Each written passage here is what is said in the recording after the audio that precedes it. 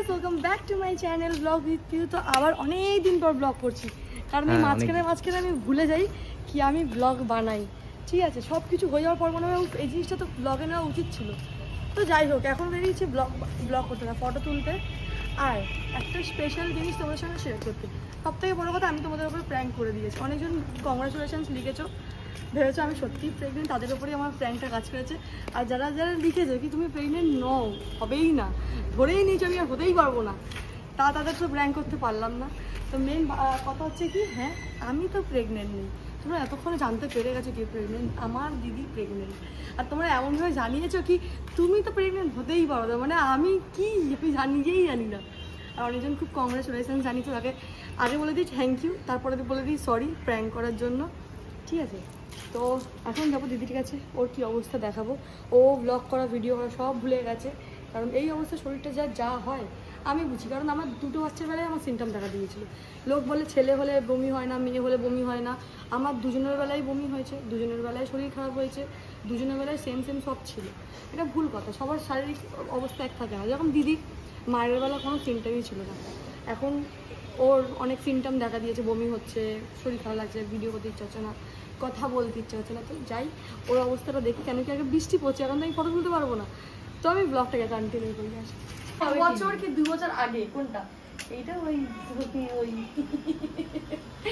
1 বছর কি 2 বছর আগে দিদি ঠিক আমার জায়গায় বসেছিল, আমি ঠিক দিদির জায়গায় বসেছিলাম। মনে পড়ে? আমার খুব মনে পড়ে। এত টানা দিত এ, আর যে ফোন ধরে আছে সোমনাথ, আমি না তুই না, জামাইবাবু না, জামাইবাবু কখন তো আমি বলবো, সব বলবো, আমার মনের ভাড়া থাকে সব বের করে ব্লগে। আমি মোট কথা, সবার শরীর এক হয় না, আমার কথা হচ্ছে এইটা, সবার আলাদা আলাদা সিমটম থাকে, কারোর বমি হয় কারোর হয় না। এইটা কিন্তু ভুল কথা কি ছেলে হলে বমি হবে, মেয়ে হলে বমি হবে। আমার যেরকম দুটো বাচ্চার বেলায় বমি হয়েছিল, এটা ভুল কথা, এটা সত্যি। এবার আমি খেতে পারতাম না, আমার বমি হতো, এত বলতো আমার জন্য হয়নি, বসে আছে, খায় না, খায় না, ও একটু বাইরে দিয়ে ঘুরে আয়। আরে শরীর যদি ইচ্ছে না করে তুমি কিছুই করতে পারবে না। আরে এখন যেন এই কদিন এরকম মরা রুগীর মতো আমি যে প্র্যাঙ্ক করছি, ও জিজ্ঞেস করা কতদিন ঘর দিয়ে বেরোয়নি, এর থেকে তো ভালো আমাদের।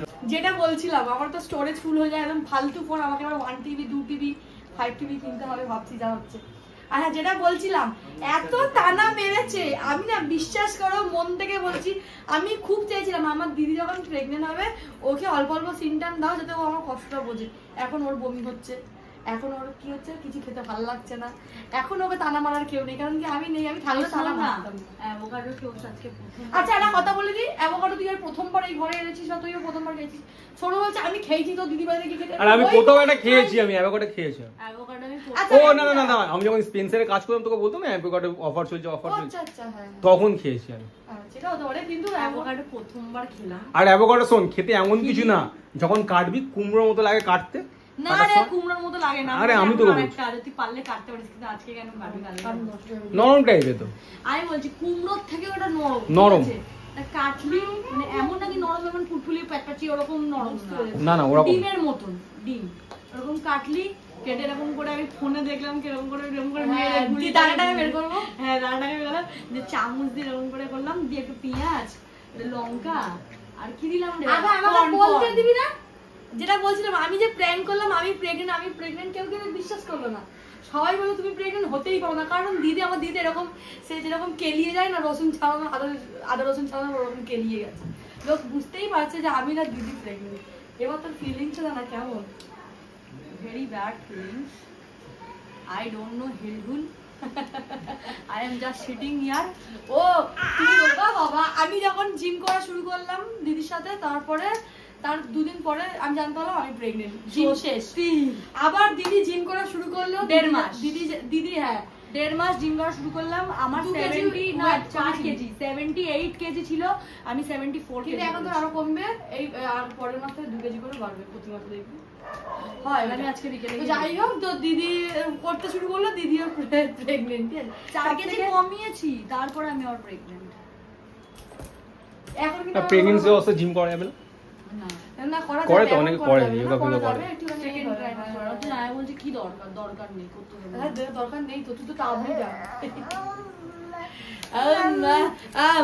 আর এখন মাম্মাম এত বড় হয়ে গেছে, তাতানকে এখন বলে তুমি তাতানকে রেখে দিয়ে যাও, আমি ঘরে দেখবো। মাম্মাম রে মায়েরা অনেকদিন পর এসছে, এখন না যা করার করে নে। আমি যা ঝেলছি তুই আমাকে ড্যাব ড্যাব করে দেখছিস, যখন তুই ঝেলবি তখন দেখবি আমিও ড্যাব ড্যাব করে শুধু দেখবো। না না দিদি, আমি বাচ্চা সামলাও না, আমি এই কম বয়সে দুটো বাচ্চা নিয়ে ভীষণ ভুল করেছি। তোমরা যারা ভাবছো প্রেম করো বা বিয়ে করবে, বিয়ে করো, কিন্তু কয়েক বছর ভাই একটু বাইরে ঘুরিয়ে নিয়ে না ভাই, এই কি একটা মামা একটু বাইরে দিয়ে ভাগনা ভাগনি ঘুরিয়ে নিয়ে আসি তা না। আমি তো আমার ছেলেকে দুধ স্টোর করে মায়ের কাছে গিয়ে দিয়ে আসবো, তারপরে আমি বলছি কি হতে পারো, এবার সবাই বলবে কি ছেলে বললো মামকি বাবা। হ্যাঁ আমি বলছি কথা বলতে ছেলেই চাইবো আমি এখন, না কেন হলেও আমার কোনো আপত্তি নেই, কিন্তু ছেলে চাইবো, একটা ছেলে একটা মেয়ে। হ্যাঁ এই কারণে ছেলেই হবে, তোর একটা ছেলে একটা মেয়ে, ওটা কোনো কথা না, আমার মেয়েও হতে পারে। হ্যাঁ আমি বলতে পারি না বাবা, আর এমন কেউ দেবো না মেয়ে হলো দুঃখ, মেয়ে হলো কোনো দুঃখ না, শ্বশুর শাশুড়িও কোনো দুঃখ নেই, কিন্তু এরা চাহাত থেকে যাবে যে এরা ছেলে হলে ভালো হতো, কেন কি কিন্তু আমি চাই আমার দিদি নর্মাল হোক।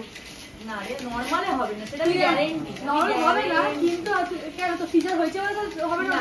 না না তাহলে জানি সিজার নর্মালে আবার সেকেন্ড বার, তাহলে এই জন্য গ্যারান্টি কি আমি কেঁদে কেঁদে নিঃশ্বাস বন্ধ করে বলবো কি অপারেশনে তুমি সই করো, আর অপারেশন করে বাদ। আমি ডাক্তারকে আগে দিয়ে বলবো বলবে কি চাই, আমি অপারেশন চাই। কি চাই না, আমার ছেলে চাই, আমার ছেলে চাই। বলবো তোমার কানের গোড়ায় দিলে চড় মারো ভ্রমণ করে ঘরে চলে গেল, এটাই বলবো। তা আমি যখন প্রেগনেন্ট ছিলাম আমি হাড়া ডাক্তার সব খেয়েছি, এখানে ওখানে সব জায়গায় গেছি।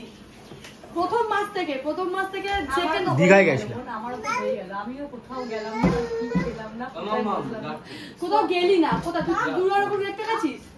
দুর্গা ঠাকুর সপ্তমীতে আমি বাইক নিয়ে এদিকে এদিকে সেই আচ্ছা হ্যাঁ, কিন্তু আমি কি বলে বেশ প্রথমবার যখন 1.5 মাস তখন গেছিলাম দীঘাতে, তারপরে গেলাম মায়াপুরে, তারপরে গেলাম ব্যাঙ্গালোর থেকে এসে দুর্গাপূজা টোটো করে ঘুরলাম, লক্ষ্মী পূজা গেটে রেডি করে দিলাম। আমারটা একদম বেস্ট ছিল আমার, তাই আমার শাশুড়ি বলে তুই তো ষাঁড় না, তুই না অতটা বুঝতে পারবি না, আমি যে এটা খাঁচায় বলছি না, আমার না একটা দিন যেন না কিভাবে যাচ্ছে। মেন কথা আমি তো দিদির কাছে যখন ছিলাম দিদি সব জায়গায় নিয়ে যেত, আর জামাইবাবু একদম যেতে দিত না, শুধু বলতো না আমাকেও তো যেতেই দেয়। আবার দুর্গাপুজো ঘুরতে যাওয়ার সময় কি বললো, যদি পুজো যায় আমি ঘুরতে যাবো না, এই অবস্থায় ওর রাস্তার মধ্যে কি হয়ে যাবে। আর দিদি পড়েছে ওর ফ্যাসায়, বাবা আমি বেঁচে গেছি খুব জোর, কারণ আমি ভীষণ ঢ্যাঁটা, আমি ওই জন্যই বেঁচে গেছি। আমি তো কি যে করবো, আমি সত্যি বলছি বাচ্চাটা হয়ে দাও, আমি সত্যি যেইভাবে পরিবর্তন 2 বছর তুই পুরো বাঁধা, 2 থেকে 2.5 বছর, এই একটা বছর 1.5 বছর কি করে, হ্যাঁ কি করে বল, এই একটা বছর 1.5 বছর 1 বছর প্রেগন্যান্সি কাটবে, 1 বছর কোথায়, এই প্রেগন্যান্সিটা 1 বছর ধর, হ্যাঁ তারপরে বাচ্চা হয়ে গেলে তুই 1 বছর তাকে টাইম দিবি না? 1 বছর কেন দেবো, 5 মাস, ওর বেশি নয়। 5 মাস তারপরে কি করবি? ওরে বলে কি করবি? মায়ের কাছে দিয়ে আসবো, একটু মা কিছু খাবি দেবে, মা পারলে মায়ের দুধ খাবি।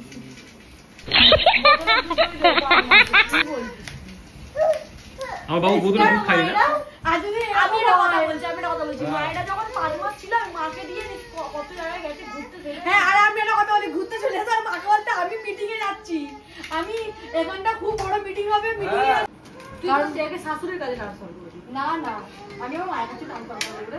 তারপরে দেখবি 4টে বাচ্চা নিয়ে মা তুমি একা করতে তো মা অ্যাকাউন্ট দেখবি দোকান থেকে মা আমি বাবা করে দেবো, কি মাদের সব ব্যবস্থা করে দেবো, বলো মা আমি তোমার সব ব্যবস্থা করে দেবো, কাজের লোক রেখে দেবো, জামাইও রেখে দেবো, বাবুকে রেখে। হ্যাঁ মায়ের কাছে দরকার হলে আমি একটা কাজের লোক রেখে দেবো, মা তোমাকে কিছু করতে হবে না, তুমি শুধু এরকম বাচ্চা দুটো সামলো, একদিনের জন্য আমি তোমাকে ওই কি বলে না একটা থেকে যে কাজের লোক আসে একদিনের জন্য, আচ্ছা হ্যাঁ ওইটা করে দেবো। থেকেই তো আছে কি জানি তোদের সাথে একটা আসে, হ্যাঁ ওই একদিন পুরো কাজের লোক রেখে দেবো, মা যেই দিনকার বাচ্চাটাকে দেখবে, 2 দিন দরকার হলে 2 দিন রেখে দেবো, মা দেখবে, মা শুধু শোবে আর বাচ্চা দেখবে। তার চেঙ্গা আমিও দিয়ে আসবো, 50-50 পয়সা দেবো না দিয়ে আসবো, একে শিখিতে বলবো যে হবে খুব মারবি, লোভাবে পুয়ে উঠি হয়। তো ব্লগটা করছি এখানটায় শেষ, আর যদি ভালো লাগে তো লাইক কমেন্ট অ্যান্ড সাবস্ক্রাইব করে দেবে, আর দেখতে থাকো নেক্সট ব্লগ, আই হোপ আরো ভালো লাগবে।